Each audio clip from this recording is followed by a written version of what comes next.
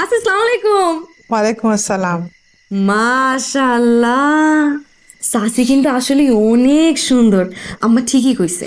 অবশ্য রাতুল বাইরে দেখলে বোঝাই যায় যে আমার চাচি সুন্দরী হবে। তো চাচি আসবেন কবে? মা, আমি রাখি, পরে ফোন দিচ্ছি তোমাকে। আচ্ছা, রাখি। শালো, তুই জানি কেন আসছিলি আমার রুমে? কয়েল দিতে। কয়েল না দিলে তো মশা কামড়াইয়া তোমারে উড়াইয়া নিয়ে যাবে। কয়েল দেওয়া শেষ? বাহ, দাঁড়ায় থাকবি? কিছু মনে হয় বলবি? তাহলে যা।